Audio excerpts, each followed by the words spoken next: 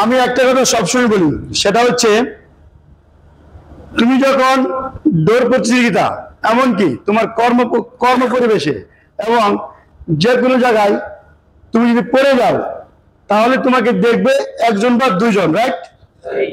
কিন্তু তুমি যদি এই দৌড় থেকে উঠে দাঁড়াতে পারো, তাহলে তোমাকে দেখবে পুরা পৃথিবী, রাইট?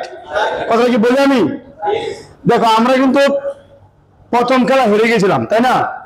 আমার কাছে অনেক খেলোয়াড়রা ছিল এবং এখানে কমিটি যারা আছে এবং আমার ইনচার্জ এবং যারা আছে নাইম টেকনিশিয়ান সবাই আসছিল, স্যার কি করা যায়, আমরা তো হেরে গেছি। আমার কিছু নির্দেশনা ছিল এবং কিছু মোটিভেশন ছিল খেলোয়াড়দেরকে নিয়ে, এদেরকে কথা বলছি, হেরে গেলাম মানে কি শেষ না, হেরে গেলাম মানে জিতে গেলাম। তার মানে কি আমরা আমাদের টিমের সহযোগিতায়, লিডারের সহযোগিতায় কিছু কিছু নির্দেশনা দিয়েছে, সেই নির্দেশনা অনুযায়ী আমরা কাজ করছি এবং আমরা জিতে গেছি, রাইট? তবে এখান থেকে একটা শিক্ষণীয় বিষয় আছে।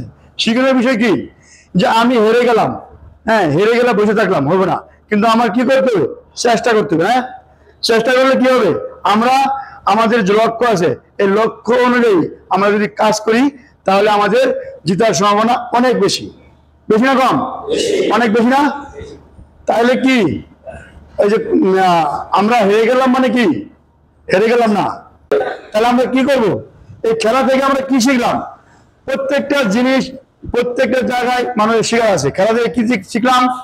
আমরা এই শিখলাম যে আমরা আজকে একটা কাজ করতে পারলাম না, কিন্তু কি জন্য করতে পারলাম না সেটা নিয়ে অ্যানালাইজ করবো। অ্যানালাইজ করার পরে তারপরে দেখবো কোথায় ভুল আছিল, এই ভুলটা আমরা সংশোধন করে কারেক্ট করে আমরা আমরা লক্ষ্যে কাজ করে যাবো, রাইট? ঠিক না? ঠিক বুঝতে পারছি না? পারি নাই? ওকে, থ্যাংক ইউ। বুঝতে পারলে ভালো।